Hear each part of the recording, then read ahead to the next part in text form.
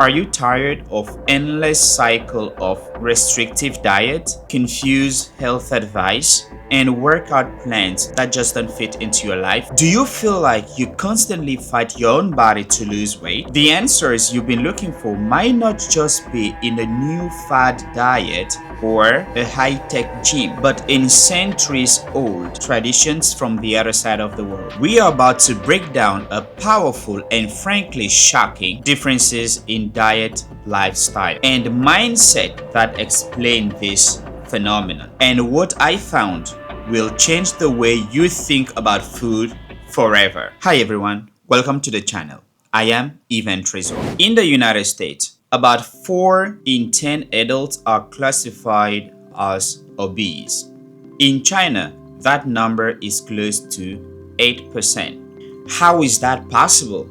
While Western countries are fully blown by obesity crisis, traditional Chinese culture seems to hold a powerful ancient secret to staying naturally and effortlessly lean. Well, let's start with the foundation. It's all about the plants. The first and arguably the most important secret lies in what fills the plate. A traditional Chinese meal is fundamentally different from the Western one. In the West, the meal is centered around a large piece of protein, usually meat with vegetables as a small, often overlooked side dish. In traditional Chinese food culture, this is completely reversed. The diet is overwhelmingly plant-based. Vegetables, rice, noodles are the stars of the show, making up the vast majority of the meal. Meat,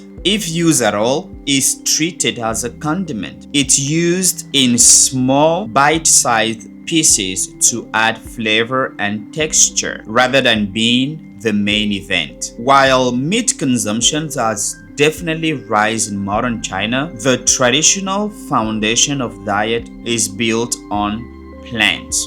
This isn't a trend, it's a philosophy. The focus is on the wide variety of fresh vegetables. A single meal might feature bok choy, broccoli, mushrooms, and lotus root. This plant-forward approach means their diet is naturally high in fiber, vitamins, and minerals, but lower in calorie-saturated fat. High-fiber foods keep you full and satisfied on fewer calories, which is a cornerstone of sustainable weight management. So, the most fundamental reason is simple. They fill up on plants, not on heavy calorie-dense protein. Well, now let's talk about the gentle art of cooking. The second secret is not just what they eat, but how they cook it. Think of a typical Western healthy cooking. It often involves baking or grilling, which can be great, but our comfort food lean heavily on deep frying, roasting with a lot of oil, and smothering things in heavy, fat-laden sauces. Chinese cuisine, in contrast, favors cooking methods that preserve and minimize added fat.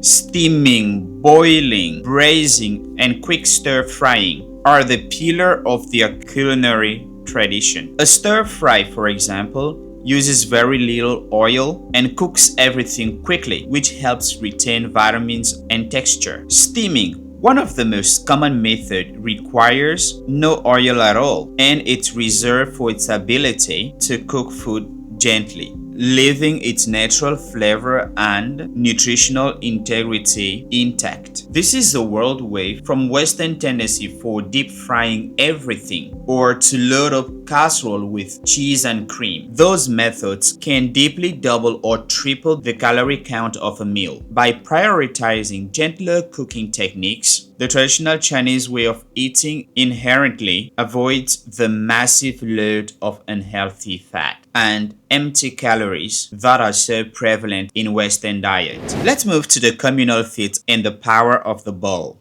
Now let's talk about portion control, but not the way you're probably thinking. In the West, people are often taught to weight their food, count every calorie, In China, portion control is built directly into their culture of eating. A traditional Chinese meal is rarely a single giant portion on one plate. Multiple dishes are placed in the center of the table and everyone shares. You'll have a dish of stir-fried greens, another of steamed fish, perhaps some tofu and a bowl of soup. Everyone takes small amount of these central dishes, adding them to their own small individual bowl of rice. This has a few powerful psychological effects. First, it slows you down. Using chopsticks to pick up small pieces of food from shared plate is just slower than using a fork and a knife on a huge stick. This gives your brain time to catch up and register fullness. Second, it encourages variety and balance.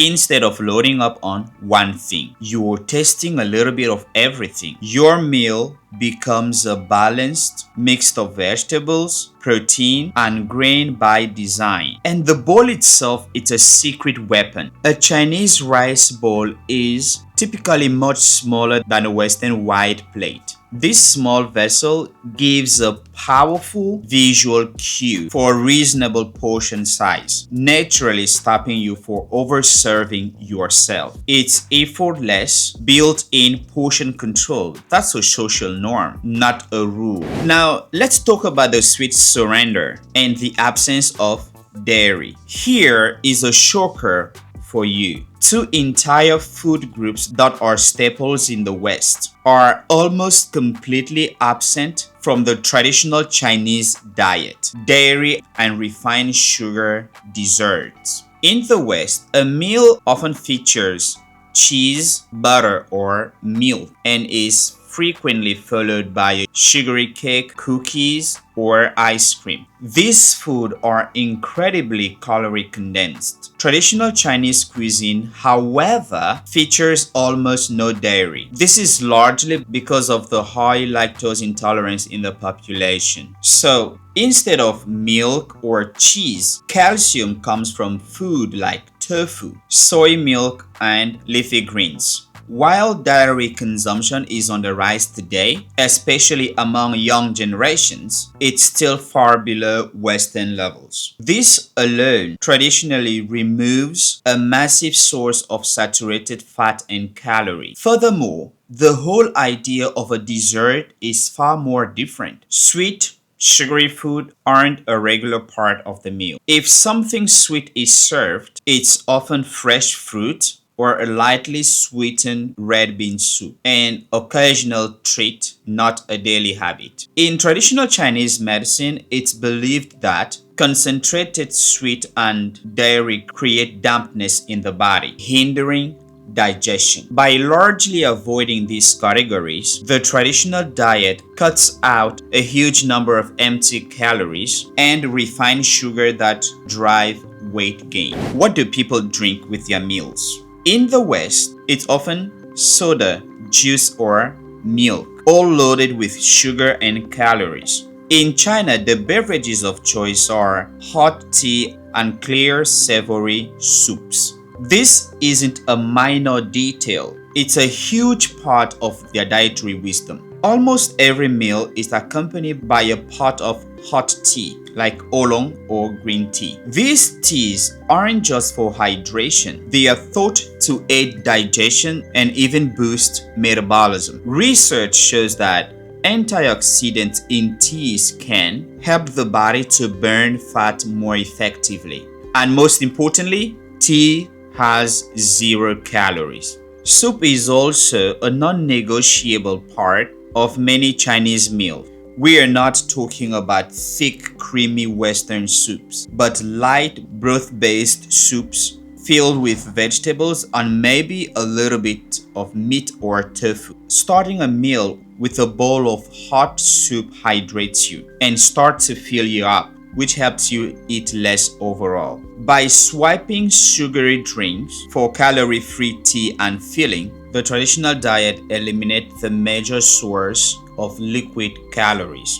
While diet is a digest piece of puzzle, daily movement also play a crucial role. In the West, exercise is often a separate activity, something you schedule and do at the gym. Traditionally in China, physical activity is woven into the fabric of daily life, while rising car ownership has led to more sedentary lifestyle, especially in cities. A culture of movement persists. Many people, particularly older generations, still rely on walking and cycling for daily errands. It's not exercise, it's just living. You also see a strong culture of public communal activities. Parks in the morning are filled with people of all ages practicing Tai Chi or walking or even running for some of them. And Tai Chi is a gentle martial art that improves balance and strength. You'll see groups doing fan dancing or simply dancing, or even simply going for a brisk walk together. This approach views movement as a source of joy and social connection, not a punishment for eating. This constant low-intensity activity throughout the day help burn calories and contribute to overall leanness without grueling gym sessions. Are any of these secrets blowing your mind? If you're getting value from this breakdown, please do me a favor by hitting that like button. Let me know in the comments which of these habits is the most shocking or inspiring to you. And please don't forget to subscribe, because the final reason we are going to discuss is the mindset shift. That could be the most powerful tool of all. Food